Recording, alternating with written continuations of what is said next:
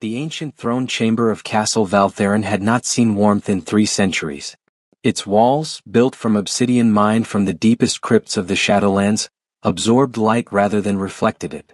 Every stone seemed to breathe with the weight of forgotten wars, broken oaths, and the blood of thousands who had dared approach the seat of power that dominated the hall's center. That throne, carved from a single piece of volcanic glass and inlaid with veins of crimson crystal, was more than furniture. It was a statement. A warning. A promise of what awaited those foolish enough to challenge the woman who sat upon it. Queen Seraphine Nocturna, sovereign of the eternal night, keeper of the blood throne, and last of the primordial bloodline, had ruled the vampire covens for longer than most mortal kingdoms had existed. Her beauty was the kind that poets wrote about in hushed, fearful verses, the sort that made men fall to their knees not in worship, but in recognition of their own insignificance. Skin like marble kissed by moonlight, hair darker than the void between stars, cascading over her shoulders in waves that seemed to move of their own volition. Eyes that glowed with an inner fire, crimson as fresh arterial blood, holding within them the accumulated wisdom and cruelty of centuries. Tonight, those eyes were fixed on a single figure standing before her throne. His name was Adrian Castellan, and by all rights he should not have been alive. He was human, painfully, beautifully, defiantly human. In a court where immortality was the baseline, where strength was measured in centuries survived and enemies consumed, he stood out like a candle flame in a cavern of shadows. His mortality clung to him like a scent, the steady rhythm of his heartbeat audible to every vampire in the chamber, a drumbeat that spoke of finite time, of flesh that could be torn, of blood that could be spilled. Yet he did not cower. He did not avert his gaze. He stood before the vampire queen with his shoulders squared, his jaw set, his gray eyes meeting her crimson stare with something that could have been courage or madness, and in this place there was little difference between the two. The throne chamber was not empty. Along the perimeter, in the shadows cast by towering Gothic pillars, stood the members of the High Court. Elder vampires, each one a predator of legendary status, each one powerful enough to topple mortal kingdoms with a thought. They watched in perfect stillness, their faces masks of cold curiosity. Some had existed for millennia. All had forgotten what it meant to fear death. And yet, something about this moment, about the humans standing before their queen, had drawn them from their lairs, their hunting grounds, their eternal games of power and seduction. Blood-red mist coiled through the air, a manifestation of the castle's ancient magic, of the life force that had been spilled within these walls over countless generations. The mist seemed alive, twisting around Adrian's legs like curious serpents, then retreating as if testing his resolve. Beneath his feet, carved into the black stone floor, runes of an older magic began to glow faintly, protection sigils from a time before the vampire lords, before the great wars, before the world had learned to fear the night. Seraphine leaned forward slightly on her throne, her crimson lips curving into something that might have been a smile but felt more like the expression a cat makes before pouncing. She wore a gown of midnight silk that seemed to be woven from shadow itself, its neckline plunging, its fabric clinging to curves that had been used as weapons more effectively than any blade. Around her neck, a choker of blood rubies pulsed in time with some unheard rhythm, not her heartbeat for she had none, but perhaps the collective pulse of all the blood she had consumed over the centuries. "Adrian," she said, and her voice was like velvet dragged over broken glass, beautiful and dangerous, seductive and threatening in the same breath. "My curious, stubborn, impossibly foolish human. You stand before me now, after all these months, and you ask for what no mortal has ever dared request." Adrian's throat worked as he swallowed, but his voice when he spoke was steady. "I ask for nothing I have not earned, your majesty." A murmur rippled through the watching vampires. Such a human concept. In the vampire courts, nothing was earned. Power was taken. Status was claimed. Survival was a matter of being stronger, faster, crueler than those around you. And yet this mortal spoke of earning as if his brief candle flicker of a life held the same weight as their centuries of darkness. Seraphine's smile widened, revealing just the tips of fangs that could tear through flesh and bone with equal ease. "You have entertained me," she admitted, her tone almost playful. "In a court where novelty has been extinct for generations, you have brought color. When you first stumbled into my domain 6 months ago, a scholar hunting for lost texts, I should have had you drained and added to my collection. Instead, I let you stay. I let you speak. I let you closer. The last word hung in the air, heavy with implication. Every vampire in the chamber knew the truth that polite society pretended to ignore. Seraphine and the human had become entangled. Not in the traditional sense, she had not turned him, had not made him her thrall, had not bound him with blood magic or compulsion. Their connection was something stranger, more dangerous. They had talked, debated philosophy and history and the nature of power across candlelit tables in her private chambers. They had walked the moonlit gardens where flowers bloomed only in darkness. They had shared moments of silence that felt more intimate than any physical touch. And somewhere in that dangerous dance, something had shifted. The vampire queen, who had loved and destroyed countless beings over her long existence, who had built walls around her heart from the bones of those who tried to reach it, had found herself curious, intrigued. Perhaps, though she would never admit it even to herself, something more. You claim to understand me, Seraphine continued, rising from her throne with fluid grace. She descended the 7 obsidian steps that elevated her seat above the rest of the chamber, her gown trailing behind her like spilled ink. You claim that your mortal heart can withstand the weight of my affection. You claim that you are worthy not just to stand in my presence, but to stand beside me. She stopped an arm's length away from him, close enough that he could feel the unnatural cold that radiated from her body, the absence of warmth that marked her as something no longer living. Close enough that he could see the intricate patterns in her crimson irises, like fractured rubies catching light. So I offer you a chance to prove it, she said softly, and the entire chamber seemed to hold its breath. I will touch you. Not as a queen touches a subject. Not as a vampire touches prey. I will channel through my touch the essence of what I am, 3 centuries of death, of hunger, of darkness distilled into a single moment. If your mortal flesh can withstand it, if your human soul can endure the weight of my existence pressed against yours, then you will have proven yourself worthy. And she paused, and for just a moment, something almost vulnerable flickered across her perfect features. I will give you what you seek. And if I fail? Adrian asked, though he already knew the answer. Seraphine's smile turned sad, an expression of such ancient melancholy that it seemed to age her centuries in an instant. Then you will die, my dear scholar? Painlessly, mercifully, I promise you that. But you will die knowing that you reached for something extraordinary, and that is more than most mortals can claim. The watching vampires leaned forward imperceptibly. This was unprecedented.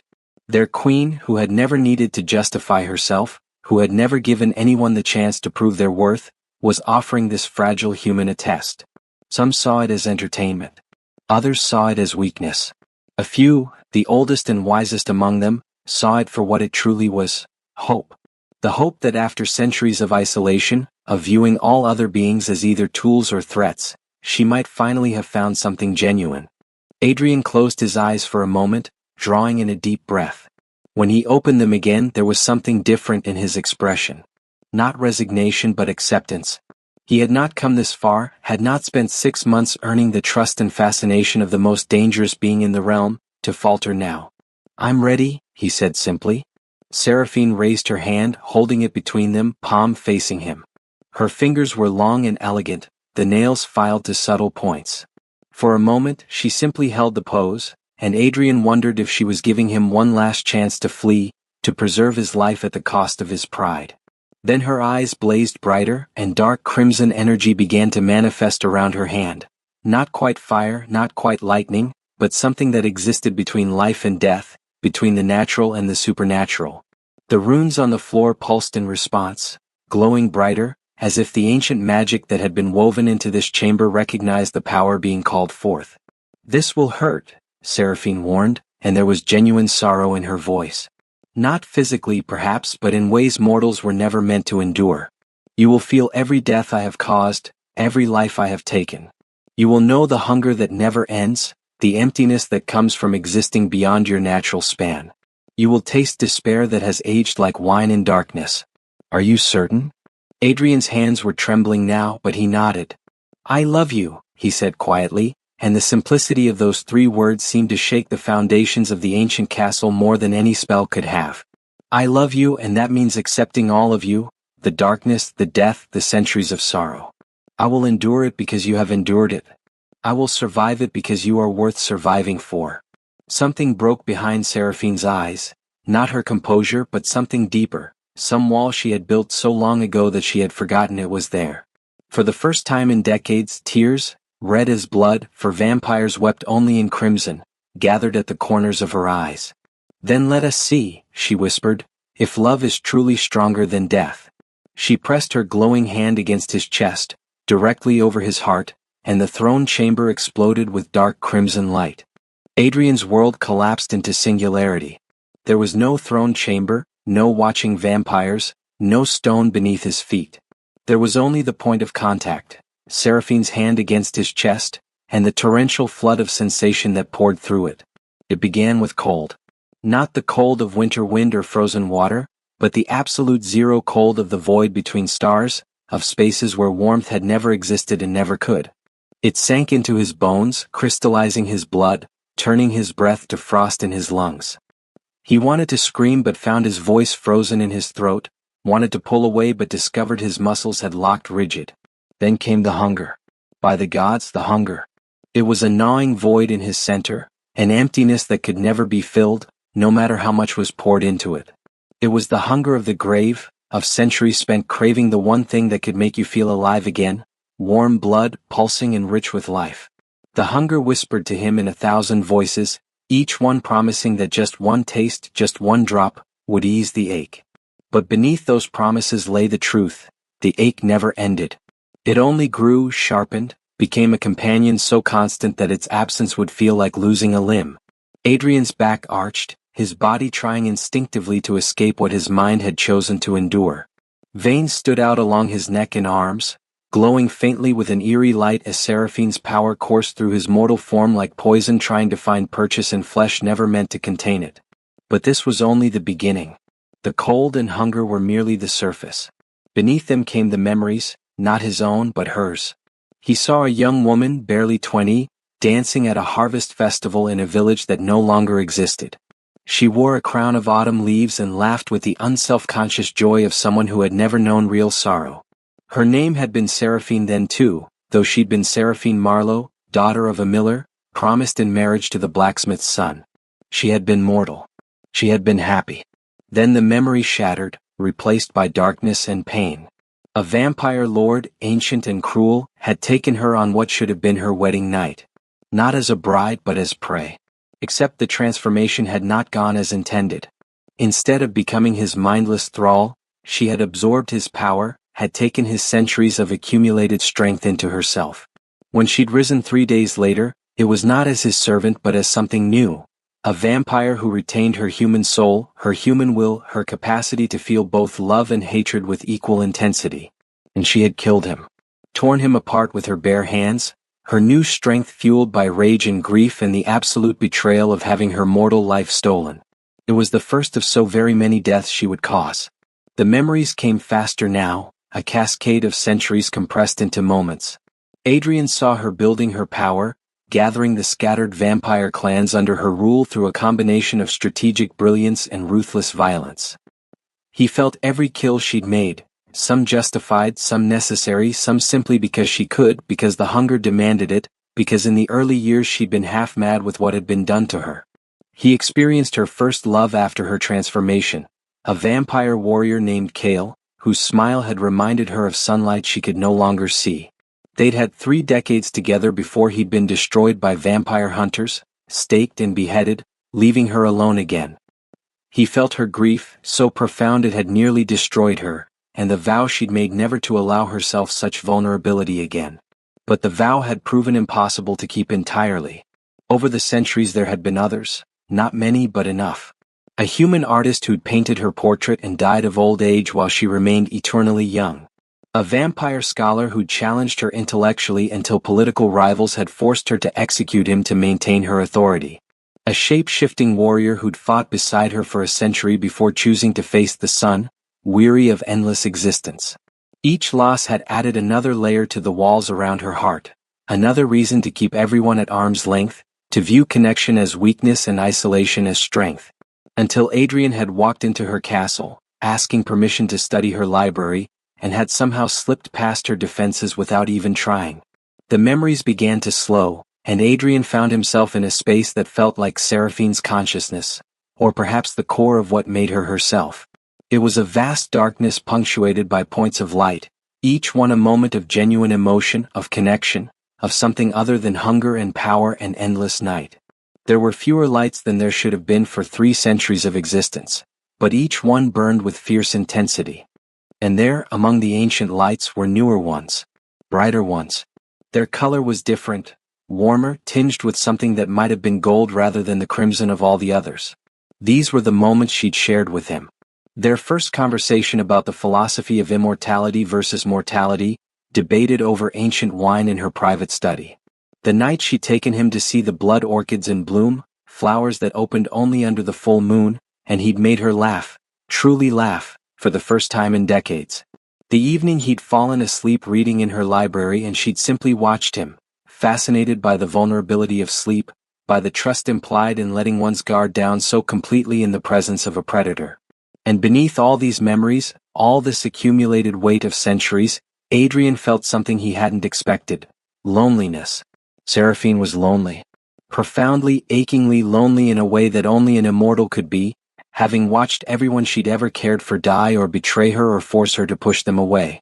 She was tired, not of existence itself but of existing alone, of being always the queen, the predator, the untouchable sovereign, never simply Seraphine. The realization hit him with the force of a physical blow. This test wasn't about whether he could withstand her power. It was about whether he could see all of what she was, the darkness and the death and the hunger and the sorrow, and still choose her. It was about whether she could finally, after 3 centuries, be truly seen and not rejected. I see you, Adrian thought, or perhaps spoke. In this space between their minds there was no difference. I see all of it. The monster and the woman. The killer and the survivor. The queen and the girl who just wanted to dance at harvest festivals. And I don't turn away. I don't flinch. I see you, Seraphine, and you are worthy of love. The darkness around him shuddered. The flow of memory slowed, then stopped. For a moment there was only stillness, only the awareness of 2 souls pressed together, all barriers dissolved, all masks removed. Then Adrian was slammed back into his body with force that drove him to his knees. Seraphine's hand remained on his chest, but the crimson energy had faded to a soft glow. Her eyes, when he forced himself to look up at her, were wide with shock. Red tears streamed freely down her perfect cheeks, carving tracks through her composure. You survived, she whispered, and her voice was raw with emotion. You how? Mortals cannot. Love, Adrian gasped, his own face wet with tears he hadn't realized he was shedding. Love is how. You've spent centuries believing it makes you weak, but it's the strongest force I know. Strong enough to carry 300 years of pain and not break. Strong enough to look at darkness and find the light within it. Strong enough to... He couldn't finish the sentence because Seraphine had dropped to her knees before him, pulling him into an embrace that was cold as death and fierce as life. She buried her face in his shoulder, her body, which did not need to breathe, did not need warmth, shaking with the force of her sobs. I am so tired, she confessed against his neck, her voice breaking on words she'd never allowed herself to speak. So tired of being strong, of being feared, of being alone. I didn't think it was possible anymore. I thought I had become something incapable of connection.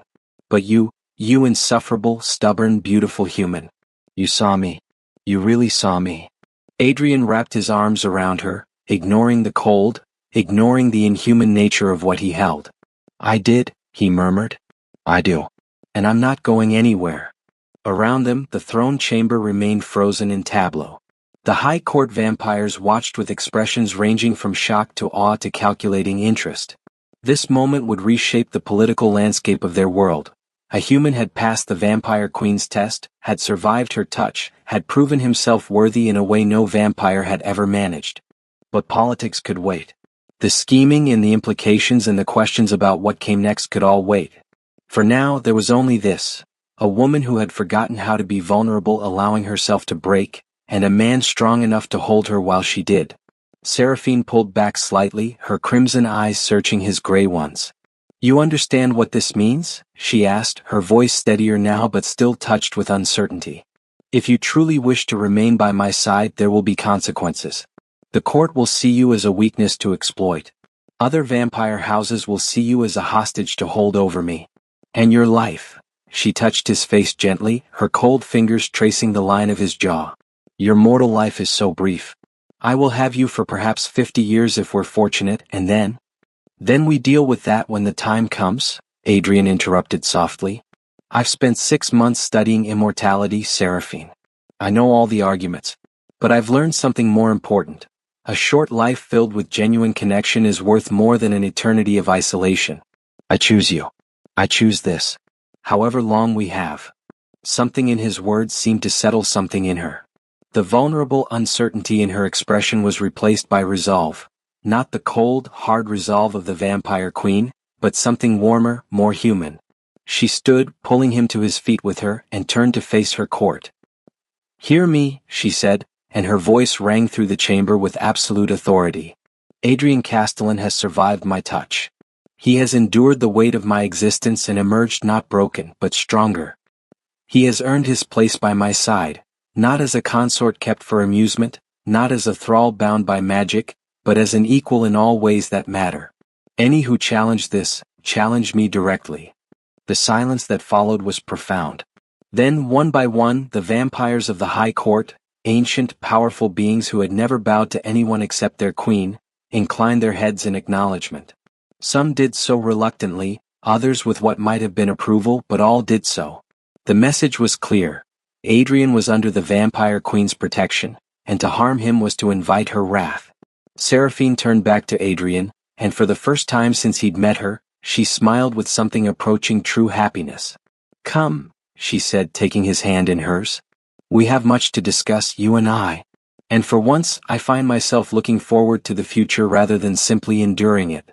As they walked together from the throne chamber, hand in hand despite the watching eyes, despite the impossibility of it all, Adrian felt a warmth spreading through his chest.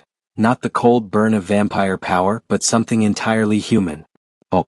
Behind them, the blood-red mist swirled and danced, and the ancient runes carved into the floor pulsed one final time before fading back to dormancy. The castle itself seemed to settle, as if some long-held tension had finally been released. After 3 centuries, the vampire queen had found something she'd thought lost forever. She had found someone who could see her and not turn away. Someone who could love not despite the darkness, but with full knowledge of it. Someone worthy. The weeks that followed Adrian's trial were unlike anything the vampire court had experienced in living memory, and for creatures whose memories stretched back centuries, that was saying something. The human who had survived the queen's touch did not simply fade into the background as a curiosity. Instead, he became a constant presence at Seraphine's side, and more surprisingly, she allowed it. The High Court watched with barely concealed fascination as their cold, distant queen, who had maintained absolute emotional control for 300 years, displayed something disturbingly close to contentment. She still ruled with the same iron authority, still made decisions with ruthless efficiency, but there was a softness now in the moments between court sessions. A quick glance toward Adrian during tedious political discussions. The way her hand would unconsciously seek his when they walked the moonlit gardens. Small things, perhaps, but to beings who had learned to read power in the subtlest gestures, these small things were earthquakes. Adrian, for his part, did not try to become vampire. He remained stubbornly, defiantly mortal, eating meals in the castle's dining hall while surrounded by beings who consumed only blood, sleeping in cycles that made no sense to nocturnal predators, aging in ways imperceptible from day to day but inevitable over time. He continued his scholarly research, now with unrestricted access to the castle's vast libraries, and he treated the vampire nobles with the same respectful courtesy he'd shown before his trial, neither awed by their power nor intimidated by their predatory nature. It was this quality, his refusal to be diminished by their world, that slowly won over even the most skeptical members of the court. Here was a mortal who did not grovel, did not seek to become immortal, did not try to leverage his position with the queen for personal gain. He simply existed, authentically and completely himself, and somehow that authenticity was more compelling than any display of supernatural power. But not everyone was pleased. In the shadowed corners of vampire society, whispers began to circulate. Whispers that their queen had grown soft, that she was being manipulated by human weakness, that her attachment to this mortal made her vulnerable. And where there are whispers of vulnerability in courts built on predation, there will always be those willing to test whether those whispers are truth. The challenge came on a night when the full moon hung blood-red in the sky. A hunter's moon, the vampires called it, when the old magics ran strong and the boundaries between life and death grew thin. Seraphine was holding court, seated on her obsidian throne with Adrian standing to her right, when Lord Malachi Dusk, one of the oldest vampires in the realm, stepped forward from his place among the high court. Malachi was ancient even by vampire standards, nearly 500 years old, his power so vast that reality seemed to bend slightly around him. He had been a warlord in life, a conqueror of kingdoms, and death had only amplified his appetite for dominance. He wore his age like armor, his face sharp and cruel, his eyes like chips of black ice.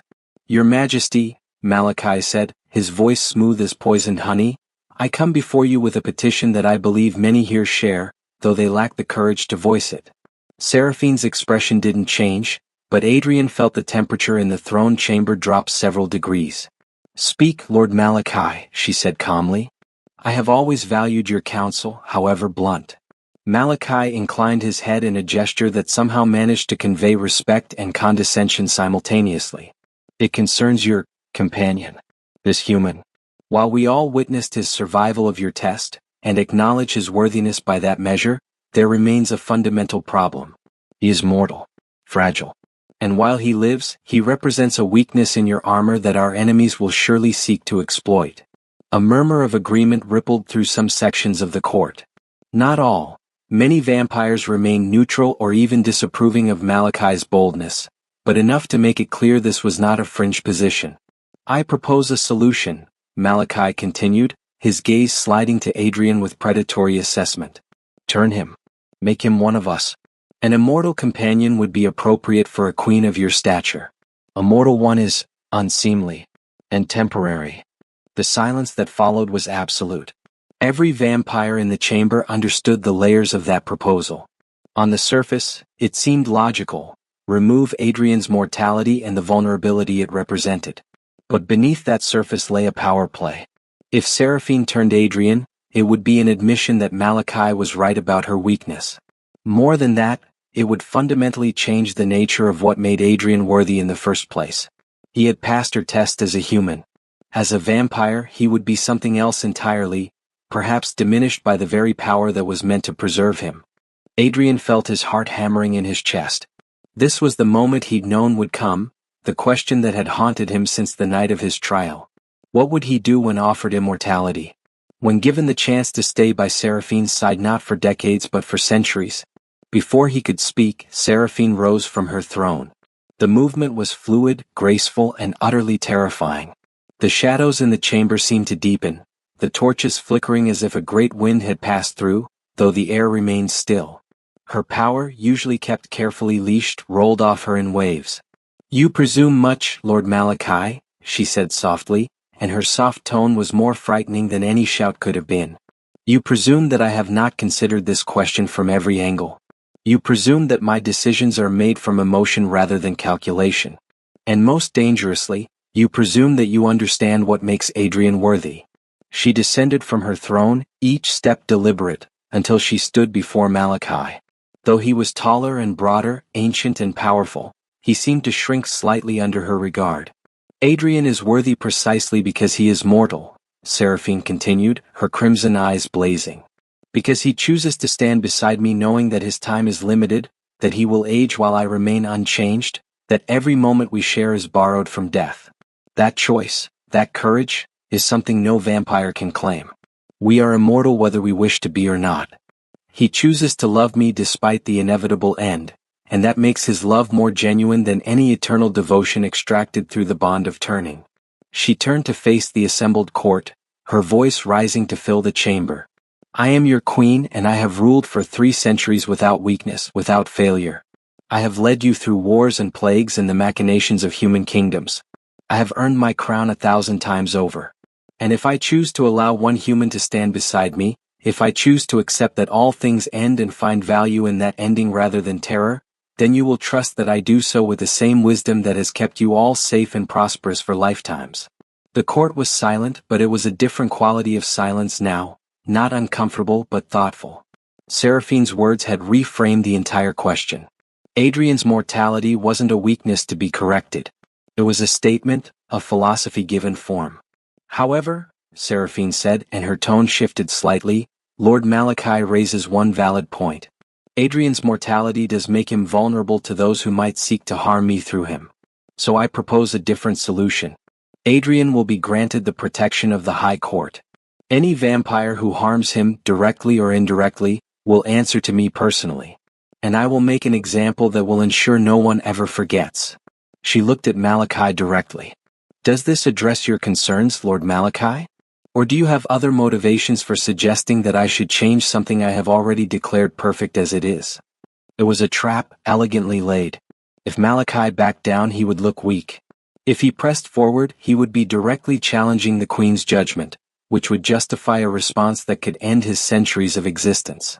Adrian watched the ancient vampire's face, seeing the calculations flickering behind those cold eyes. Finally, Malachi bowed deeply, more genuinely this time. Your wisdom as always exceeds my own, Your Majesty. I spoke from concern for your safety, but I see now that you have considered factors beyond my understanding. I withdraw my petition and pledge the protection you have requested. As do we all. Other voices echoed from around the chamber, until the room rang with declarations of protection for the human who had somehow become central to their political world. Seraphine nodded, accepting their oaths, then returned to her throne. Adrian remained standing beside her, acutely aware that he had just witnessed a masterclass in political maneuvering. She had taken a challenge to her judgment and turned it into an opportunity to consolidate her authority while simultaneously protecting him. She had done for him what he had done for her during the trial, chosen to see potential danger as an opportunity for growth. After the court session ended and they were alone in her private chambers, Adrian finally spoke the words that had been building in his chest since Malachi's challenge. You could have asked me, he said quietly, about becoming vampire, about whether I wanted immortality. Seraphine was standing by the tall windows that overlooked the moonlit landscape, her silhouette sharp against the night sky. She didn't turn when she spoke. I didn't need to ask, she said. I felt your answer during our connection. You've studied immortality for months, Adrian. You know its cost. The hunger that never ends. The slow erosion of your humanity as centuries grind away everything that made you who you are. The way love becomes transactional when you have infinite time to calculate its value. She turned to face him then, and her expression was open in a way it rarely was even with him. I will not take your mortality from you, she said firmly. It is the most valuable thing you possess, and I will not diminish you to keep you. We will have our time, perhaps 50 years if fortune favors us, perhaps less. And then you will die and her voice caught slightly. I will mourn you. I will carry that grief for however many centuries remain to me. But I will also carry the memory of loving someone who was wholly themselves, uncorrupted by my nature, genuine to the very end. Adrian crossed the room to her, taking her cold hands in his warm ones. You're saying goodbye to me already, he observed. We've barely begun. I am a creature of long perspectives, Seraphine said with a sad smile. Endings are visible to me from the very beginning. It is both my gift and my curse. Then let me offer you a different perspective, Adrian said, squeezing her hands gently. Yes, I will die. Yes, you will outlive me by lifetimes. But right now, in this moment, I am alive. We are here together. And every moment we choose to spend together is not a step toward ending but an act of rebellion against it. Death doesn't win unless we let the fear of it poison the time we have. He pulled her closer, and she allowed it, resting her head against his chest where she could hear the steady beat of his mortal heart, the sound that marked him as temporary, as fragile, as precious precisely because he would not last forever. Teach me, Adrian murmured into her hair. Teach me to live as you do, seeing the long perspective. But let me teach you something in return, how to be present in the moment, how to find value in the temporary, how to love something not despite its ending but because that ending makes every moment matter more. Seraphine was silent for a long moment, then she laughed, a sound like crystal chimes, surprised and genuine. You are impossible, she said, offering to teach lessons in living to a being 3 centuries old.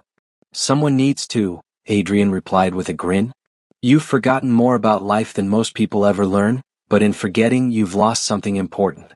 Let me help you remember. She pulled back to look at him, her crimson eyes searching his face as if trying to memorize every detail. Very well, she said softly. Teach me, scholar. Show me how to live in moments instead of centuries. But know this, when your time comes, when the years have taken their inevitable toll, I will not let you suffer. I will not let you fade slowly into weakness and pain. When the end approaches, I will give you the mercy of a quick farewell, and I will ensure you die knowing you were loved. It was a grim promise perhaps, but Adrian understood the gift it represented. In vampire society, where life was taken casually and death was dealt without thought, she was offering to make his ending meaningful, to ensure his last moment was one of dignity and love rather than the slow decay of old age. Deal, he said and sealed it with a kiss, warm lips against cold, mortal breath mingling with the stillness of undeath, two impossible things finding harmony in their very impossibility.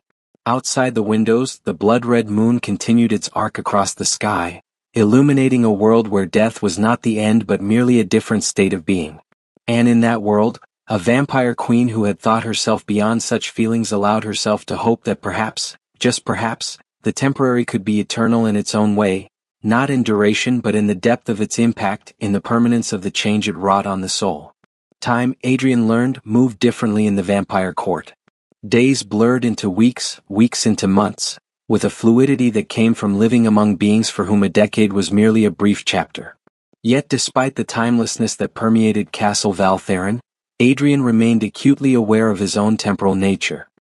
He counted the seasons not out of fear, but as a reminder to be present, to not waste the finite moments he'd been given with the extraordinary creature who had chosen to share them with him. Spring came to the Shadowlands like a whispered promise. The blood orchids bloomed in profusion across the castle gardens, their crimson petals opening to the moonlight in displays that would have made mortal botanists weep with envy. Seraphine walked these gardens with Adrian almost every clear night, and it was during these walks that she began to remember what it meant to simply exist rather than constantly strategize. Tell me about when you were mortal, Adrian would ask, and Seraphine would share fragments of a life she'd thought forgotten. The taste of her mother's bread, fresh from the oven. The way her father's hands had been permanently stained with flour dust. The excitement of harvest festivals, the terror and thrill of her first kiss behind the miller's shed. Small memories, human memories, each one a thread connecting her to the girl she'd been before darkness claimed her. In return, Adrian shared his own history, a childhood spent in libraries, the son of a failed merchant who had nevertheless valued education above all else. His fascination with the occult and the supernatural, which had led him to become a scholar of vampire history. The irony was not lost on either of them that his academic interest in vampires had led him to fall in love with the most powerful one in existence. Were you afraid? Seraphine asked one night as they sat beside the ornamental pool where ghostfish swam in waters that reflected the stars. When you first came to my castle, knowing what I was? Adrian considered the question seriously. Terrified, he admitted, but also exhilarated. It's like standing at the edge of a great chasm. You know one wrong step means falling, but the view is so magnificent that you can't look away. And am I worth the risk of falling? She asked, a hint of vulnerability in her voice that no member of her court would ever hear. Every single day, he replied without hesitation. Even knowing how this ends, I would make the same choice. I would choose you. Summer brought its own rhythms. The nights grew shorter, giving Seraphine less time in the moonlight and forcing her to remain within the castle's protective shadows for longer periods. But Adrian turned even this constraint into opportunity. He taught her games from his youth, chess with pieces carved from obsidian and bone, card games that required bluffing and psychology rather than just strategy. At first, she humored him, playing with the condescending patience of an ancient being entertaining a child. But gradually she found herself genuinely engaged, genuinely enjoying the mental sparring that required her to think in terms of immediate tactics rather than century-long strategies. You're letting me win, she accused one evening after losing a particularly close chess match. I'm absolutely not, Adrian protested, laughing at her offended expression. You're playing with vampire precision, perfect recall, calculating 17 moves ahead. But chess isn't just about calculation. It's about understanding your opponent, about taking risks, about sometimes making moves that look foolish but create opportunities. You're so used to being the predator that you've forgotten how to be unpredictable. Seraphine stared at the board, then at him, then back at the board. Teach me, she said finally. Teach me to be unpredictable. And so the games continued, evolving into a different kind of education. Adrian taught her to embrace chaos, to make choices based on intuition rather than perfect information, to find joy in the unexpected. In turn, she taught him the discipline of patience, of thinking in layers, of seeing patterns that only revealed themselves over extended periods. The High Court noticed the changes in their queen, though they didn't always understand them. She was still absolutely authoritative in matters of state, still ruthless when necessary, but there was a lightness to her now in moments of peace. She smiled more readily. She even joked occasionally, her humor dry and dark but genuine. Lord Kessler, one of her advisors, remarked to Adrian one evening, "In 300 years, I have never seen her as she is now. You've wrought a change in her that I would have thought impossible." "She's wrought a change in me too," Adrian replied. "That's how love works. It transforms both people. She's remembering her humanity, and I'm learning to see beyond my mortality. We meet in the middle." But summer's ease couldn't last forever. As autumn approached, bringing with it the crisp edge of mortality to the air, Adrian fell ill. It was nothing serious. A fever, a cough, the sort of minor malady that mortals endure and recover from. But to Seraphine, who had not been sick in 3 centuries, who existed in a body that could not harbor disease, Adrian's illness was a sharp reminder of his fragility. She hovered over him in his chambers, which she had moved to be adjacent to her own, her usual composure cracking as she watched him sweat and shiver through fever dreams.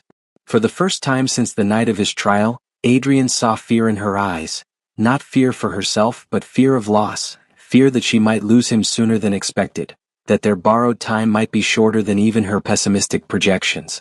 "I'm fine," he croaked, his voice rough from coughing. "It's just a cold, Seraphine. Mortals get them all the time." "Mortals die from them all the time," she countered, wringing out a cloth in cool water and placing it on his forehead with a gentleness that belied her usual fierce nature. "Especially mortals who insist on staying up late reading dusty manuscripts in drafty libraries." "Worth it," Adrian managed to smile. Found a reference to a vampire queen in ancient Cimmeria who supposedly ruled for 1,000 years. Wanted to see if she was real or myth. "Myth," Seraphine said immediately. "Mydra the Eternal.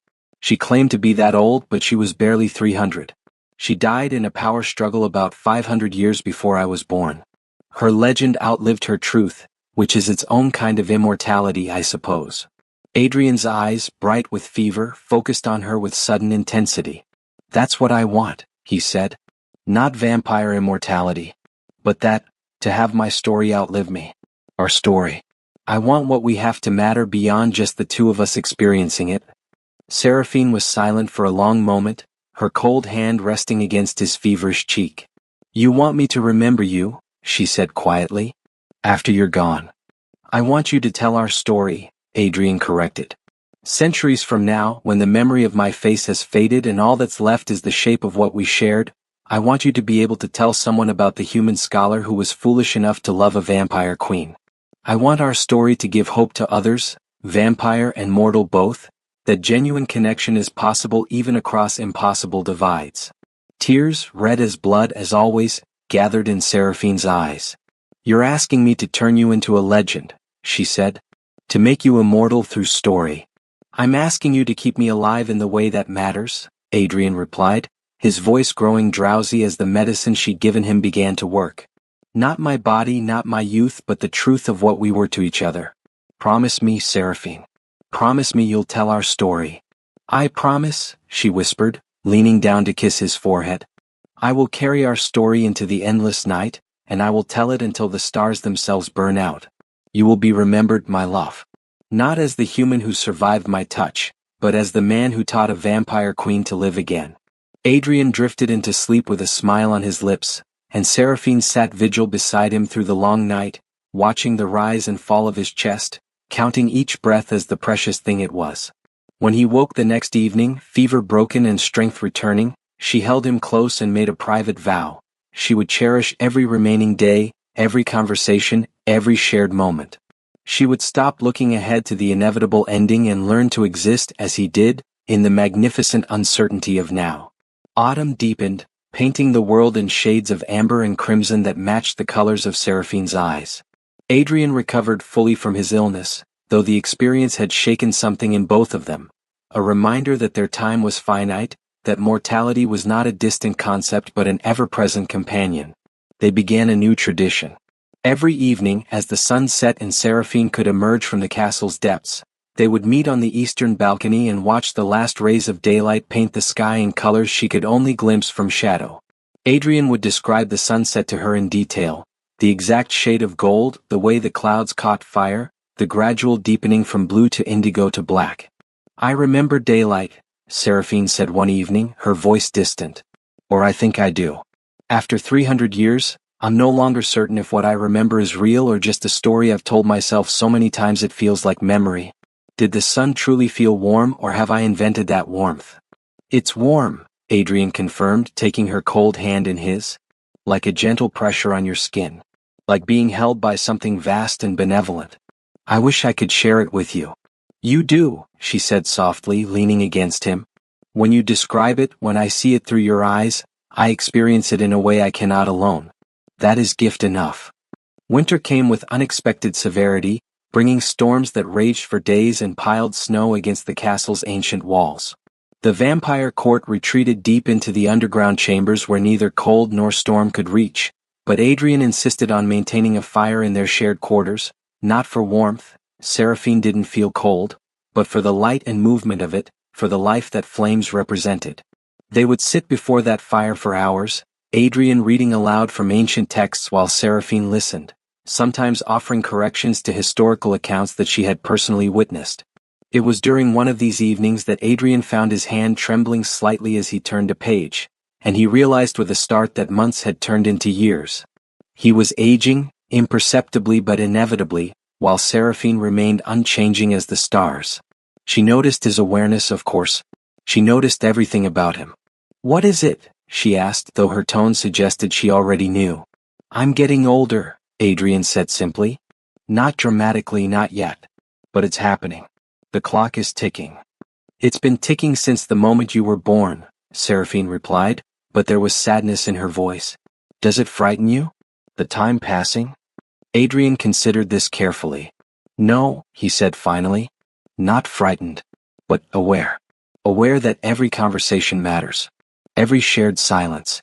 Every moment of simply existing together. I don't want to waste any of it."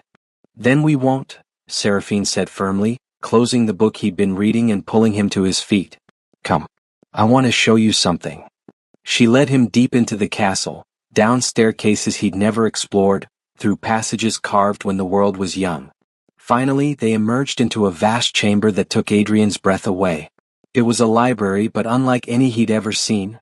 Books and scrolls stretched in every direction, climbing walls that seemed to have no ceiling, filling an impossible space that defied normal geometry. "This is the Archive of Remembrance," Seraphine explained, her voice echoing in the vast space. "Every vampire of significance keeps one. It contains not just books but memories, histories written by those who lived them, accounts of events that shaped our world, the stories of those who came before and have since turned to dust." She pulled a blank journal from a shelf, its leather cover unmarked, its pages empty and waiting. "This is for us," she said, handing it to Adrian. "For our story. I want you to write it in your words as we live it.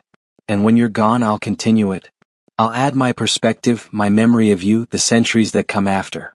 And someday when I finally face my own end, however that may come, this record will remain. We will remain." Adrian took the journal with hands that trembled for an entirely different reason now. "You're giving me immortality," he said, awed. "The kind that matters." "I'm giving us both truth," Seraphine corrected. "No legends, no myths, just the honest account of a vampire queen and a human scholar who found something extraordinary in the space between life and death." Adrian opened the journal and in the archive's timeless quiet, wrote the first words. "Her touch should have killed me, but instead it gave me life." And so the seasons turned, each one precious, each one marked by growth and change and the deepening of a bond that should have been impossible. They were building something that would outlast mortality, stronger than stone, more enduring than any vampire's physical immortality, A story of genuine connection, written in truth and preserved in memory, a testament to the radical act of loving something you know you cannot keep. 5 years passed like water through open fingers, swift and unstoppable, leaving only the echo of its passage. Adrian was 28 now, no longer the young scholar who had walked into Castle Valtherin with more curiosity than sense. Time had carved subtle changes into his features, lines at the corners of his eyes from years of reading by candlelight, a certain gravity in his bearing that came from living among predators and earning their respect. He had grown into himself in ways that only time and challenge could accomplish. Seraphine, of course, remained exactly as she had been on the night they met. Exactly as she had been 100 years before that. Exactly as she would be 100 years hence. The contrast between them was becoming more visible, and Adrian was aware of the whispers among the newer members of the court. Whispers about how the human was beginning to show his mortality, about how the queen's fascination would surely wane as her companion aged. But those who whispered didn't see what happened in private. They didn't see the way Seraphine traced the new lines on Adrian's face with reverent fingertips, as if he were an illuminated manuscript growing more valuable with each marked time left upon him. They didn't hear her whisper that she found him more beautiful now than on the day they'd met, because every year written on his skin was a year they'd survived together, a year stolen from the inevitable. The journal had grown thick with entries. Adrian wrote in it nearly every day, not grand proclamations or flowery poetry, but honest accounts of their life together. The amusing incident where he'd accidentally insulted a visiting vampire dignitary, not realizing that a particular gesture meant something entirely different in vampire culture. The evening Seraphine had surprised him by arranging a stargazing session on the castle's highest tower, complete with a telescope and charts showing constellations as they'd appeared 300 years ago. The quiet mornings when he would wake to find her sitting beside his bed, simply watching him sleep with an expression of such tenderness that it made his heart ache. The journal also contained darker entries. The night Adrian had discovered just how violent vampire justice could be, when a member of the court had attempted to challenge Seraphine's authority and she'd ended the threat with brutal efficiency. His struggle to reconcile the woman who held him with such gentleness with the queen who could tear out a throat without hesitation. Seraphine had read that entry over his shoulder and hadn't been offended. "I am both," she'd said simply. "The woman who loves you and the monster who kills without remorse. You wanted all of me, Adrian. This is part of that totality." "I know," he'd replied. "I'm not judging. I'm just processing, recording, making sense of the contradiction." "There is no contradiction," Seraphine had corrected. "There is only complexity. I love deeply because I kill efficiently. I understand the value of life because I regularly take it. You cannot have one without the other." It was insights like these that filled the journal's pages, turning it from a simple diary into a philosophical exploration of what it meant to exist in the space between human and vampire, mortal and immortal, temporary and eternal. In the 6th year, Adrian began to teach. It started casually. A young vampire, barely 50 years old, had asked him about human philosophy during a court gathering. Adrian had explained the concept of memento mori, the meditation on mortality that helped humans appreciate life's fleeting nature.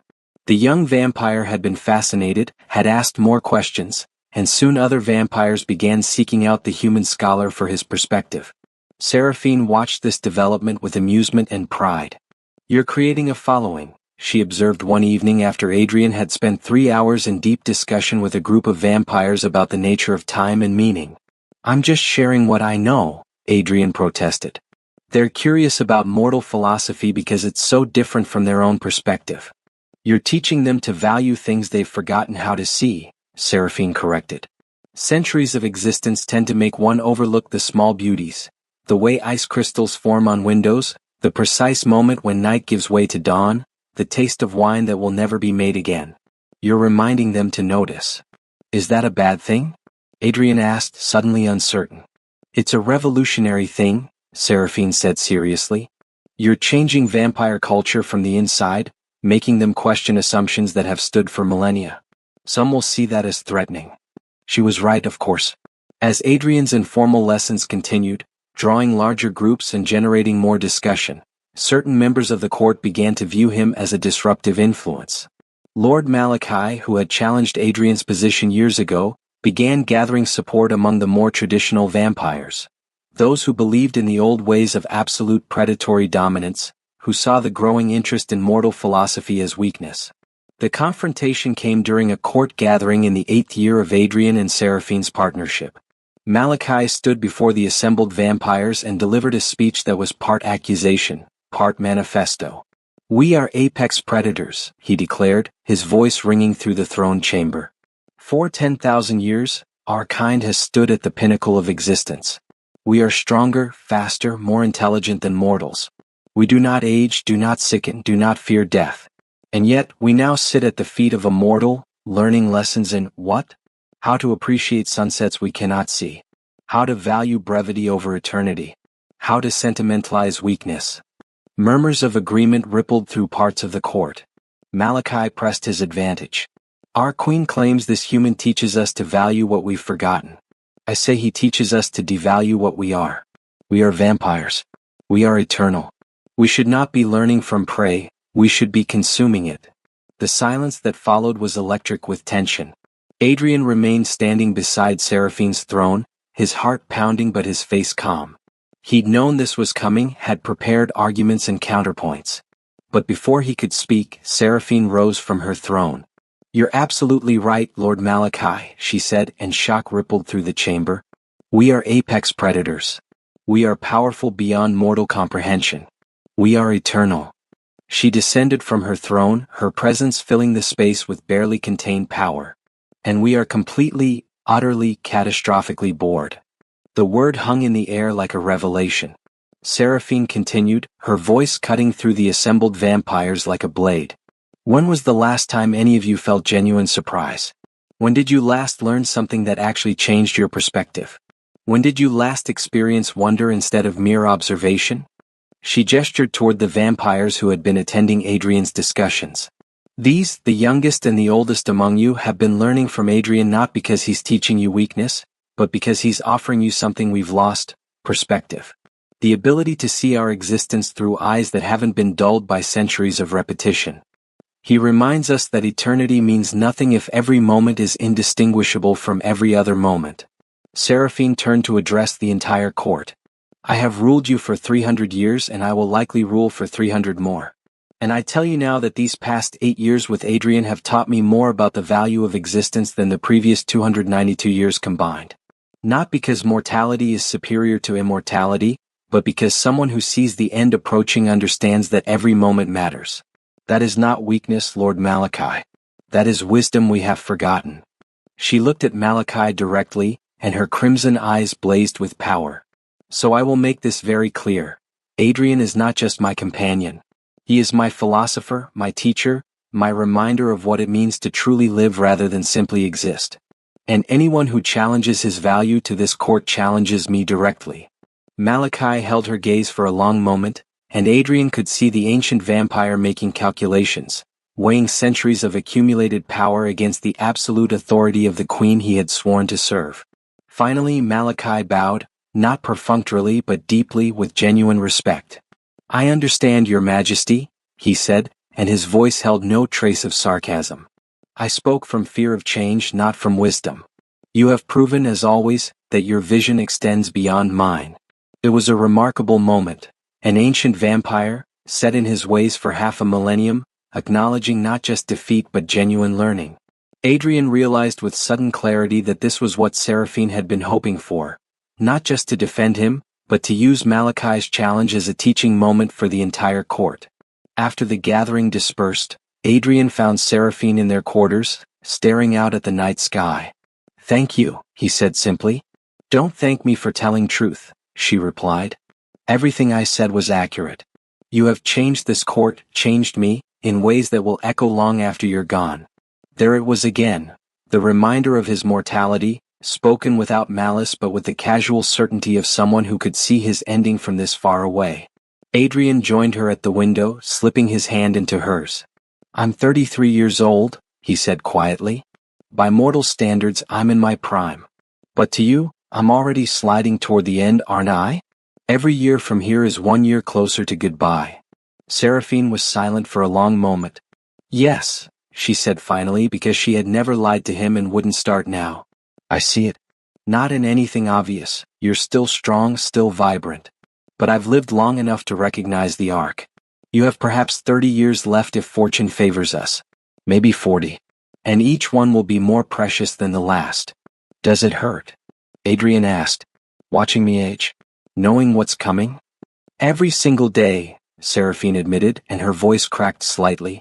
Every time I see a new silver hair, every time your breathing grows slightly heavier after climbing stairs, every time you wake slower in the morning, I feel it like a knife. But that pain is the price of loving you, and I would pay it 1,000 times over for what we have. Adrian pulled her close, and for a moment they simply stood together, mortal and immortal, temporary and eternal, united in the knowledge that their time was finite and therefore infinitely valuable. Keep teaching them, Seraphine murmured against his shoulder. Keep showing them how to see the world with fresh eyes. That will be your legacy, not just the journal but the change you've wrought in how we understand existence. When you're gone, every vampire in this court will carry a piece of your wisdom. You'll be immortal through the ideas you've planted. And you? Adrian asked. When I'm gone, will you be all right? Seraphine pulled back to look at him, her crimson eyes shimmering with unshed tears. No, she said honestly. I will be devastated. I will mourn you in ways that will frighten those around me. But I will also survive it because that's what I do. I endure. And I will carry you with me into that endless future, and because of you, that future will mean something beyond mere existence. They held each other as the night deepened, two impossible lovers defying everything that said they shouldn't work, shouldn't fit, shouldn't be able to bridge the chasm between their natures. But love, Adrian had learned, was not about sameness. It was about choosing every day to see value in difference, to find strength in contrast, to build meaning in the space between opposites. The years continued to pass, each one adding to the journal, to their shared history, to the quiet revolution Adrian was working in vampire society. And Seraphine, who had survived 3 centuries of loneliness, discovered that loving something temporary didn't diminish her. It expanded her, gave her depths of feeling she'd thought lost, reminded her that pain and joy were 2 sides of the same coin, and both were infinitely preferable to the numbness of isolated eternity. 15 years after Adrian had first survived Seraphine's touch, the scholar woke to find silver threading prominently through his dark hair and lines deepening around his eyes and mouth. He was 43 years old, still vital by human standards but no longer young. His body had begun to send subtle signals of mortality. Joints that ached after standing too long in the cold library, eyes that needed more light to read comfortably, a tiredness that came earlier in the evening than it once had. Seraphine noticed every change with the hyper-awareness of someone watching for the inevitable. She didn't comment on them, didn't make Adrian feel self-conscious about his aging, but he could see the way her gaze lingered on him sometimes, as if she were trying to memorize each version of him before time erased it and replaced it with the next. The journal had become their shared project now. Adrian still wrote the majority of entries, but Seraphine had begun adding her own perspectives, sometimes as footnotes to his observations, sometimes as separate entries that provided the vampire's view of events he'd recorded. Reading through it had become one of their evening rituals, revisiting memories and marveling at how much had happened, how much they'd both changed. Listen to this, Adrian said one evening, reading from an entry 5 years old. Today S was furious with Lord Bertrand over his handling of the border territories. She dismissed him from court with such cold rage that I thought she might execute him. But afterward, in private, she admitted she'd been too harsh, that her anger came from fear about external threats rather than his actual competence. I've never known her to second-guess herself before. Progress. He looked up with a grin. I sound so pompous and clinical. You sound like a scholar documenting an important subject, Seraphine replied, amused. Though I'd argue that my admission wasn't progress. It was simply you creating a safe enough space for me to be uncertain. You gave me permission to not always have the answer. Same thing, Adrian countered. You were so locked into being the infallible queen. Now you can be human, relatively speaking, without losing authority. That's growth. They were in what had become their private library, a smaller, warmer space than the vast archive of remembrance. Adrian had filled it with books he loved, creating a collection that mixed vampire history with human philosophy, occult texts with poetry, scientific treatises with mythology. It was a physical representation of their relationship. 2 worlds blended into something new. The vampire court had also evolved. Adrian's informal teachings had become formal enough that young vampires now sought out Castle Valtherin specifically to study under the human philosopher. Seraphine had granted him an official title, court scholar, and with it came responsibilities. He advised on matters involving human territories, helped negotiate treaties between vampire houses and mortal kingdoms, and perhaps most importantly, ran what had become known as the Mortal Seminars, gatherings where vampires explored concepts of meaning, purpose, and value through the lens of finite existence. The seminars had an unexpected effect. Vampires who attended them became more connected to the mortal world, more invested in its preservation and flourishing.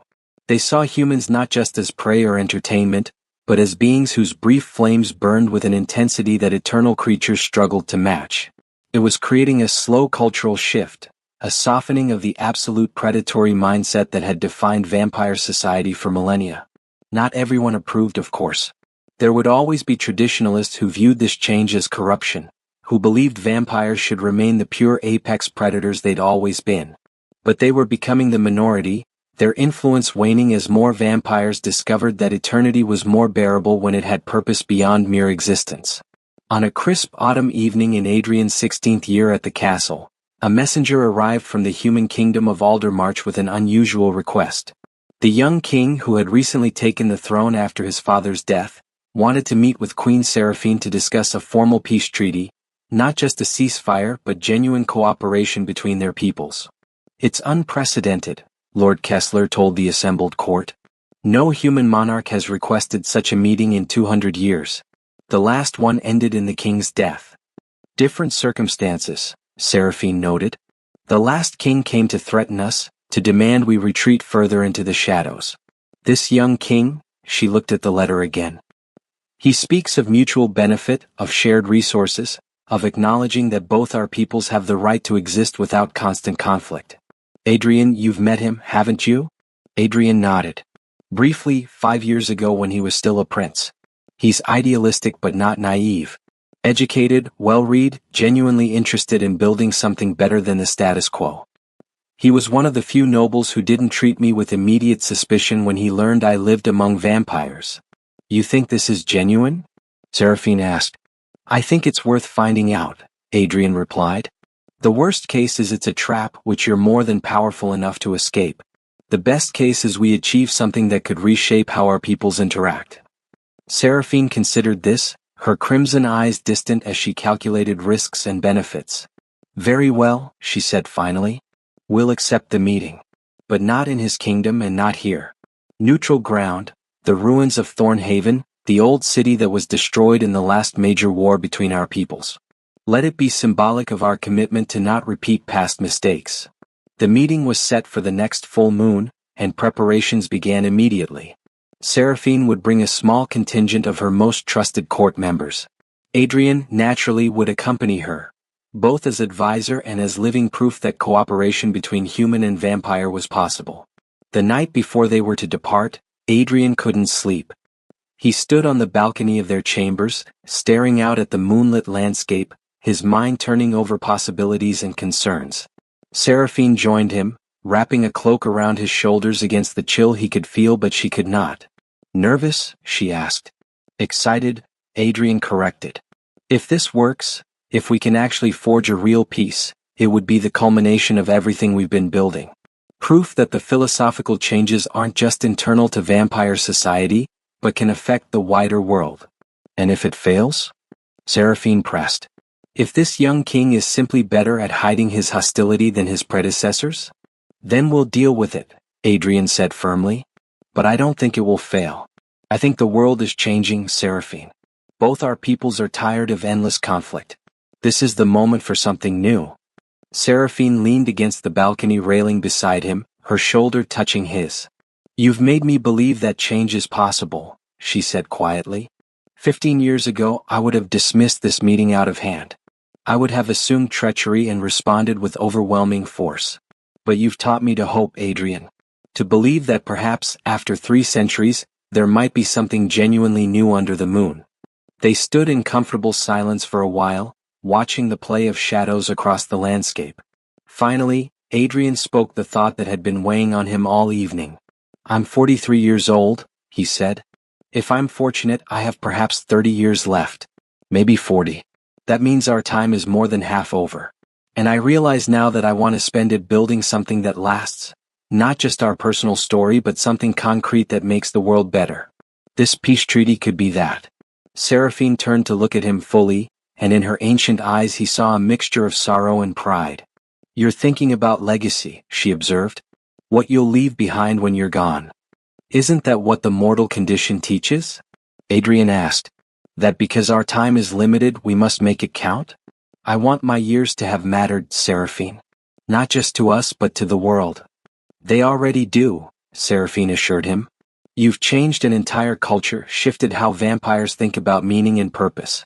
But I understand wanting more, wanting something tangible. She took his hand in her cold one. Then let's make it happen. Let's go to Thornhaven and forge a peace that will outlive us both.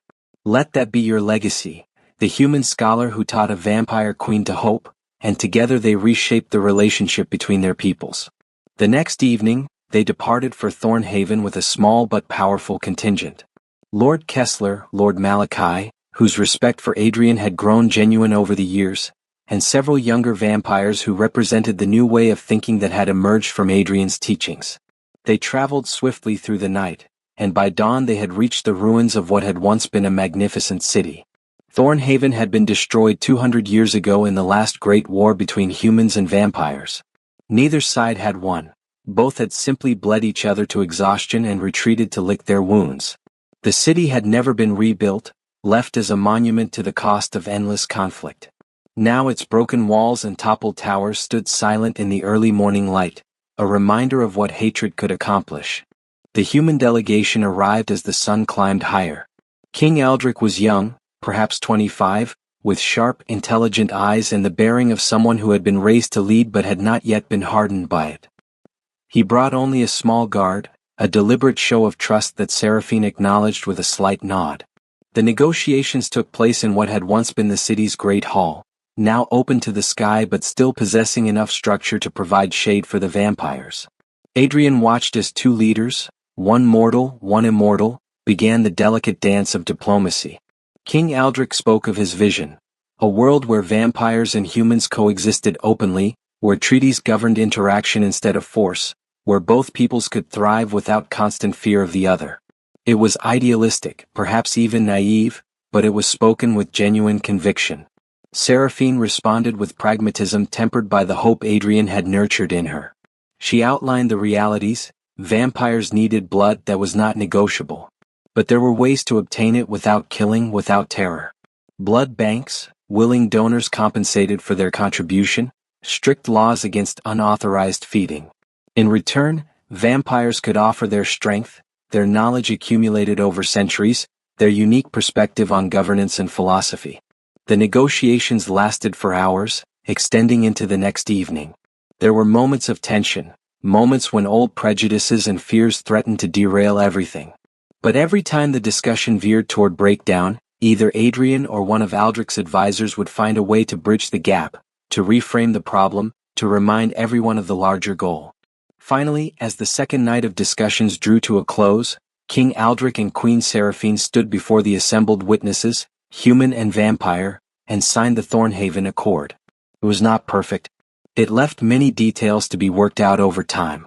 But it was genuine, a commitment from both sides to try, to build something better than the cycle of violence that had defined their relationship for millennia. As they prepared to return to their respective territories, King Aldrich approached Adrian. "I owe you thanks," the young king said. "I've heard stories about you, the human who lives among vampires, who survived their queen's touch, who has been teaching them to see the world differently. Without the groundwork you laid, without the changes you've wrought in vampire culture, none of this would have been possible." Adrian felt a warmth in his chest that had nothing to do with temperature. "I just shared what I knew," he said humbly. "They did the hard work of listening, of changing." "Don't minimize your role," Aldrich insisted. "Humans and vampires have been enemies for so long that we forgot there was another way. You remembered? You showed them. And now we have a chance to build something new." He extended his hand. "I hope we'll meet again, Adrian Castellan. The world needs more bridges between our peoples, and you are the finest one I've seen." They shook hands and Adrian felt the weight of it, not burden but responsibility. He had become something he'd never intended. A symbol, a bridge, a living testament to the possibility of connection across impossible divides. It was humbling and terrifying and wonderful all at once. On the journey back to Castle Valtherin, Seraphine was quieter than usual. Finally, as they neared home, she spoke. "You're thinking about mortality again," she said. It wasn't a question. "Yes," Adrian admitted. "Today felt like the culmination of everything we've been working toward. And I realized that I could die tomorrow and feel satisfied. Not that I want to," he added quickly. "I want every moment I can have with you. But if it ended tomorrow, I could say my life mattered. That I built something that will last." Seraphine reached across the carriage to take his hand.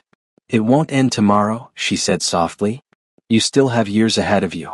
We still have time." "But not forever," Adrian replied, meeting her eyes. "And that's okay. That's what makes it precious. We've built something extraordinary, Seraphine. A love that crossed the boundary between life and death. A legacy that will reshape two cultures. And we've done it knowing from the beginning that it couldn't last forever. That's the most human thing of all. To build cathedrals we'll never see completed, to plant trees whose shade we'll never sit under, to love people we'll have to say goodbye to. The ending doesn't diminish the meaning. It concentrates it." Seraphine's eyes glistened with red tears, but she was smiling. "You've taught me that," she said. "For 300 years I saw endings as tragedies to be avoided. Now I see them as what gives everything else significance. When you're gone, I will carry that lesson forward. I will remember that the temporary can be more powerful than the eternal, because it's chosen rather than inevitable." They rode the rest of the way home in comfortable silence, two impossible lovers who had defied every expectation and built something that would echo through history, not despite their differences but because of them. The journal would record this day, this triumph, and countless others to come. But more than any written record, they carried their story in their hearts, in the changes they'd wrought in each other, in the world they'd reshaped simply by refusing to accept that love had to be limited by the boundaries of mortality. 23 years after Adrian had first pressed his hand over his heart and faced Seraphine's trial, winter came early and fierce to the Shadowlands.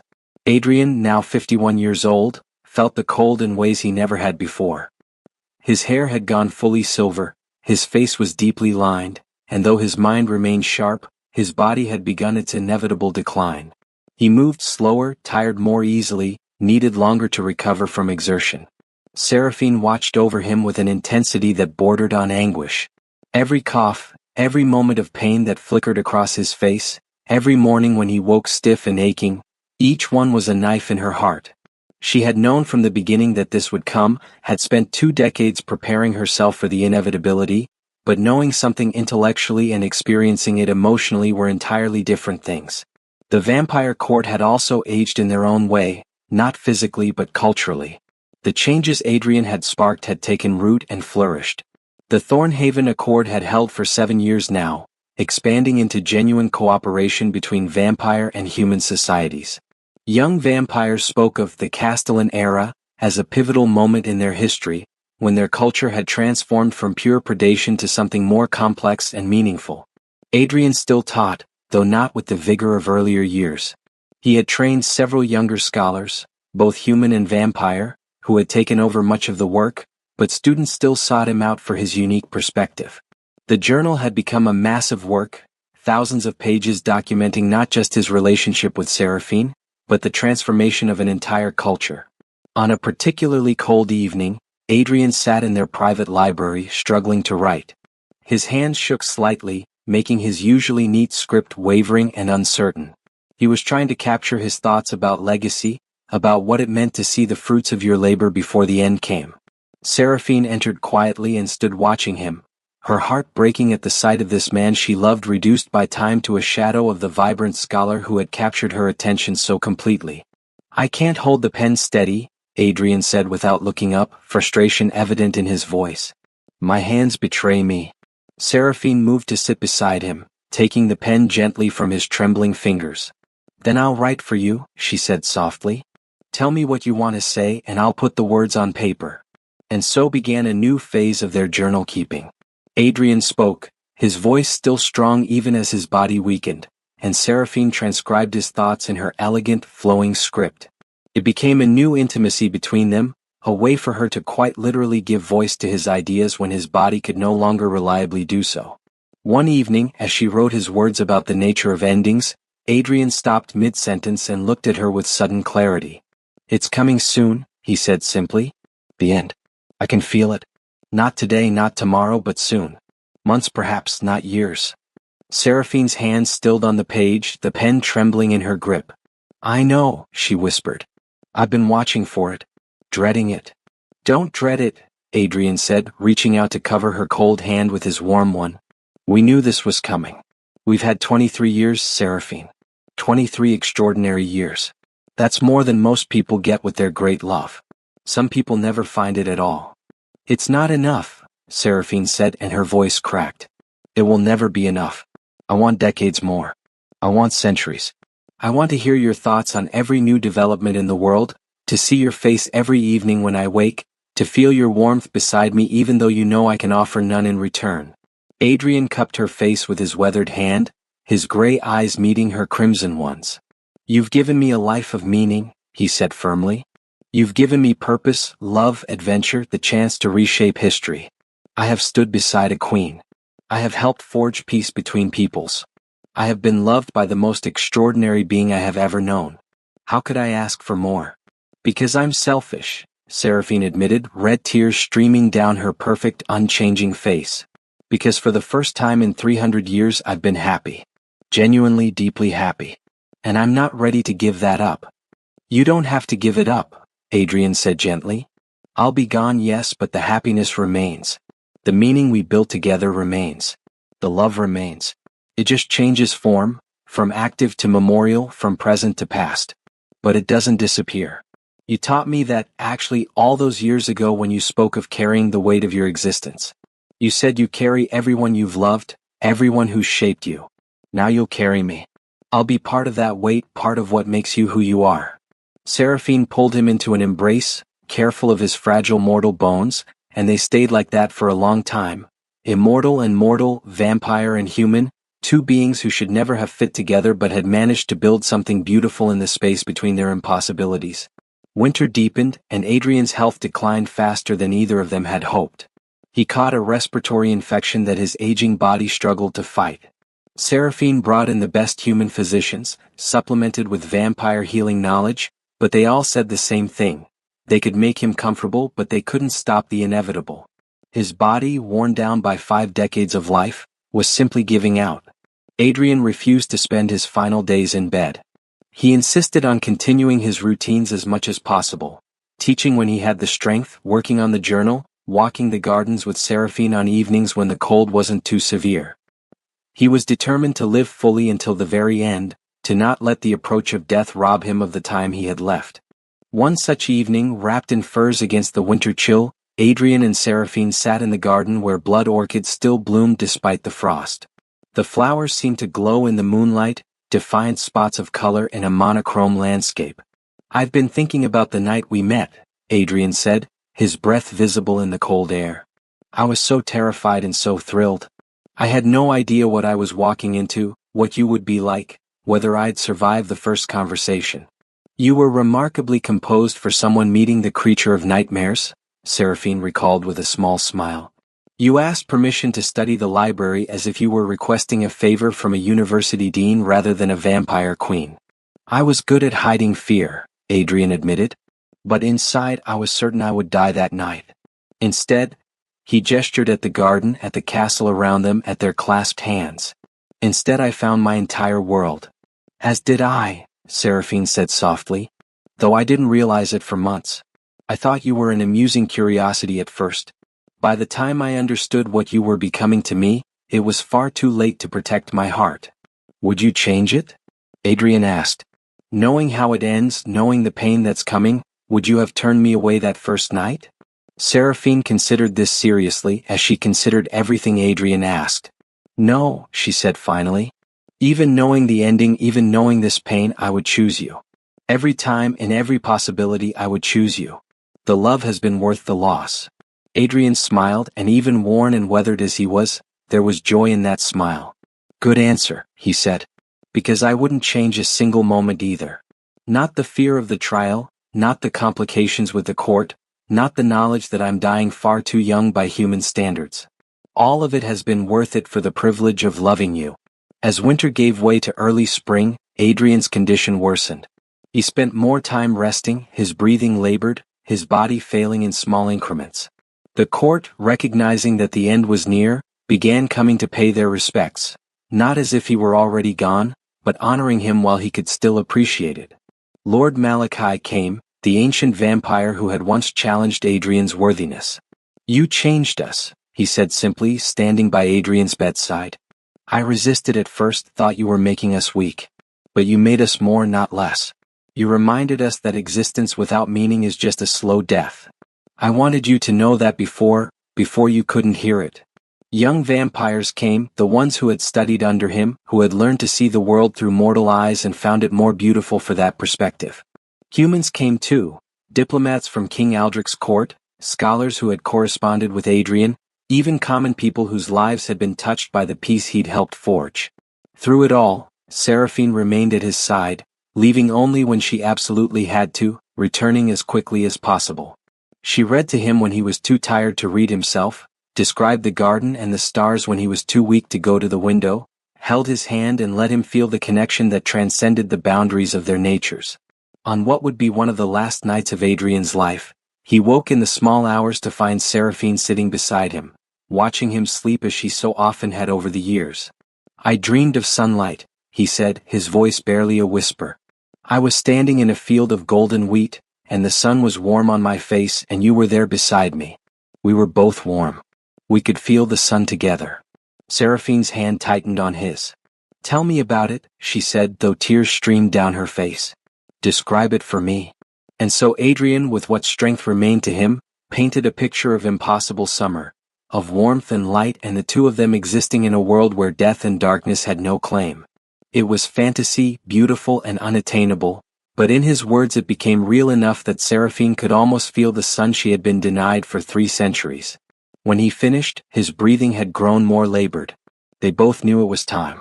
Seraphine had promised him years ago that she wouldn't let him suffer, that when the end came she would make it gentle.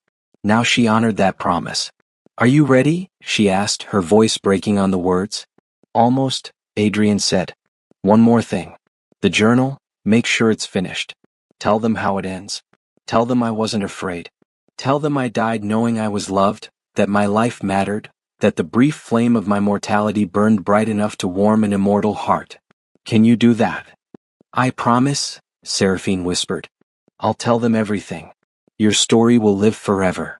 Adrian smiled one final time, his gray eyes, dimmer now but still aware, fixed on her face. "I love you," he said. "From the moment I survived your touch until this very breath. I love you." "I love you," Seraphine replied, leaning down to rest her forehead against his. "Across the boundary of life and death, beyond the limits of mortality and eternity, I love you. And I will carry you with me until the stars burn out." She pressed her lips to his then, a kiss that was both greeting and farewell, and as she did she used her power, gently, mercifully, to still his failing heart. There was no pain, no fear, just the warmth of her presence and then, peace. Adrian Castellan died in the arms of the vampire queen, 51 years old, having lived more in 2 decades than most did in twice that span. And Seraphine, who had watched countless beings die over 3 centuries, who had killed without remorse and consumed without guilt, broke completely. She held his cooling body and wept red tears that stained her gown, her grief so profound that the castle itself seemed to mourn, the shadows deepening, the ancient stones groaning as if sharing her loss. The court gave her space, understanding that this was not a loss that could be measured or quickly overcome. For 3 days and nights, Seraphine remained with Adrian's body, refusing to let go, refusing to accept that he was truly gone. Finally, Lord Kessler came to her chambers. "Your Majesty," he said gently, "we must lay him to rest. It's time." Seraphine looked up at him, and her face was ravaged by grief in a way that made her seem, for the first time in 300 years, vulnerable. "I can't," she whispered. "If I let go, if I bury him, then it's real. Then he's truly gone." "He's already gone, Your Majesty," Kessler said softly. "But his legacy remains. His work remains. And you remain to carry it all forward as he asked you to. You honor him not by holding on to his body, but by continuing what you built together. It took every ounce of strength Seraphine possessed, but she finally released Adrian's hand and allowed them to prepare him for burial.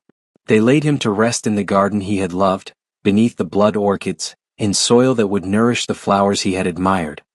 His grave marker was simple stone inscribed with words Seraphine had chosen. Adrian Castellan, scholar, teacher, bridge builder, who survived death's touch and taught eternity to live. His flame was brief but blindingly bright.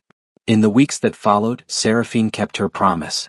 She finished the journal, adding her perspective on their final days together, on Adrian's death, on the hole his absence had left in her existence.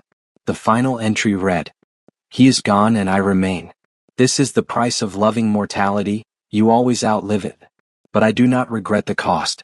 Adrian gave me 23 years of meaning, of growth, of genuine connection. He taught me that endings do not diminish value but concentrate it. That love is not measured in duration but in depth. That a brief and bright flame can illuminate darkness that has lasted centuries. I will carry him with me into the endless nights ahead. I will continue the work we began together. I will tell our story to anyone who will listen so that others, vampire and mortal both, might understand that the boundaries we assume are fixed can actually be crossed, that love is stronger than death, that mortality and immortality can find harmony in the space between. He was worthy. I was worthy. What we built together is worthy of remembrance.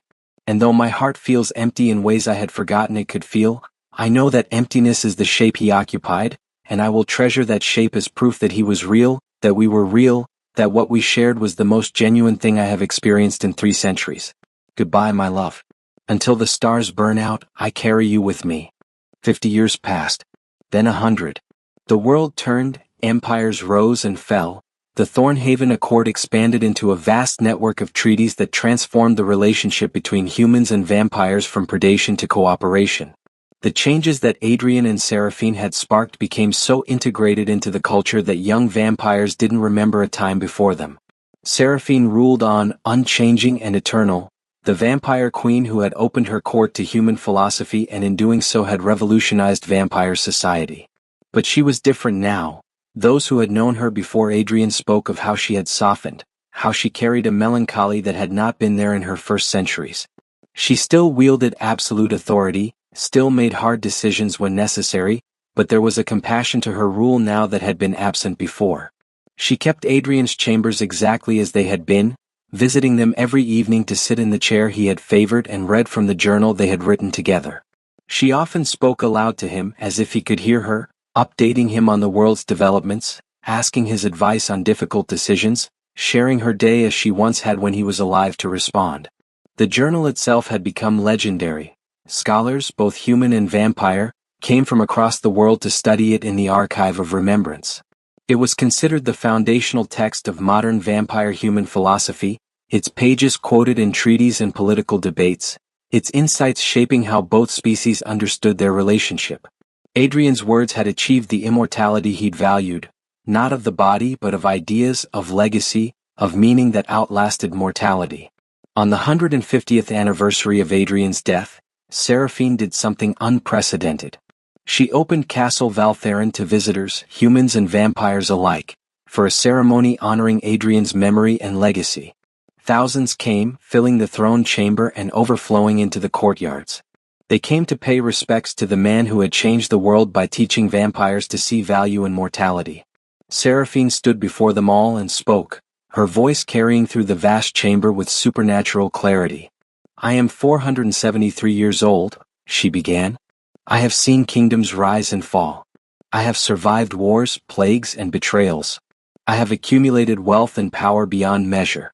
But the most valuable thing I have ever possessed was the love of a mortal man who saw past my darkness to something worth treasuring." She gestured to the garden visible through the great windows, where blood orchids still bloomed around a simple stone grave. Adrian Castellan lived for 51 years. By vampire standards, that is an eye blink, barely noticeable in the scope of eternity. But in those 51 years, and particularly in the 23 years we shared, he accomplished more than most beings do in 1,000. He taught us to value the temporary, to find meaning in endings, to understand that love is not weakened by mortality but strengthened by it. The crowd was silent, hanging on every word. Seraphine continued, her crimson eyes sweeping across the assembled faces, human and vampire, young and old, all touched in some way by the legacy of the man she had loved. He asked me before he died to tell his story, to ensure that what we shared was remembered not as a curiosity but as a lesson. So I tell you now, love is not limited by the boundaries we place upon it. Mortality and immortality, human and vampire, light and darkness. These are not insurmountable barriers. They are challenges to be met with courage, with openness, with the willingness to see value in what is different from ourselves. She paused, and when she spoke again, her voice was softer, more personal. I miss him. Every single day for 150 years, I have missed him. But I do not regret loving him. The pain of loss is the price we pay for genuine connection, and it is a price worth paying. The alternative, eternity without love, without meaning, without the courage to let someone matter, is a far worse fate. The ceremony continued with testimonials from those whose lives had been touched by Adrian's work, with readings from the journal, with a celebration of his life and legacy. But what people remembered most was seeing the vampire queen, powerful, eternal, untouchable, openly grieving a loss over a century old, demonstrating that true love was not diminished by time, that some bonds transcended even the boundary between life and death. That night, alone in the chambers she and Adrian had shared, Seraphine opened the journal to the last page. There, in Adrian's shaking handwriting from his final weeks, was a message he had written for her to find long after his death. If you're reading this, then I've been gone for a while. Long enough that the immediate pain has faded into something more manageable. Long enough that you can remember our time together without it breaking you completely. I wanted to leave you with a few final thoughts. First, don't mourn forever. Grieve, yes. Carry me in your heart, absolutely. But don't let my death trap you in the past. Continue growing, changing, experiencing. That was the whole point, showing that even eternal beings can evolve, can be surprised, can find new meaning. Honor me by continuing to live fully, not by building a shrine to what we had. Second, find love again if you can. Not a replacement for what we shared, that was unique and can never be replicated, but something new, something different. You have centuries ahead of you, Seraphine. Don't spend them alone because you're afraid to let someone else matter. Third, keep telling our story but not as a tragedy. Yes, it ended with my death, but it was not tragic. It was triumph. Proof that impossible things can happen if you're brave enough to reach for them. We won, Seraphine. Death didn't defeat us. We built something that outlasted mortality. Finally, thank you. Thank you for taking a chance on a foolish human scholar. Thank you for letting me see all of you, the monster and the woman, the queen and the girl from the village. Thank you for showing me what it means to truly live, not just exist. My years with you were worth a dozen ordinary lifetimes. I love you. I will always love you. And wherever I am now, whatever comes after mortal life ends, I am grateful that the last face I saw, the last name I spoke, the last emotion I felt was love for you.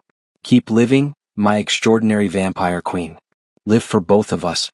And know that you are and always will be worthy of love. Hey. Seraphine closed the journal carefully, red tears streaming down her face, and for the first time in 150 years, she allowed herself to smile through the grief. He was right, of course. He had always been right about the important things. Their story was not a tragedy. It was a testament to the power of connection, to the courage required to love what you know you cannot keep, to the revolutionary act of seeing value in what is different from yourself. She stood and walked to the window, looking out at the garden where Adrian rested. The blood orchids glowed in the moonlight, constant and beautiful, their blooms marking the seasons as they passed. Life continued. The world turned. And she remained, carrying her impossible love story into the endless future, proof that even in a world of darkness and death, love could bloom, brief and bright and absolutely worth the cost. In the archive of remembrance, the journal sat waiting for the next reader, the next person who needed to understand that boundaries are not barriers, that endings do not diminish meaning, that the most powerful force in any world, mortal or immortal, is the courage to love fully despite the inevitable cost. Adrian's flame had burned bright and brief, but the light it cast continued to illuminate darkness, centuries after it was extinguished. And Seraphine, the vampire queen who had learned to live again through loving a mortal man, carried that light forward into eternity, not as a burden, but as a gift, as a reminder that even creatures who dwell in endless night can be warmed by the memory of day. Their story became legend. Legend became truth. And the truth remained, carved into the heart of a queen who would never forget the human who survived her touch and, in doing so, taught her that survival is not the same as living, that eternity means nothing without meaning, and that love, true, genuine, impossible love, is the only force strong enough to bridge the chasm between life and death.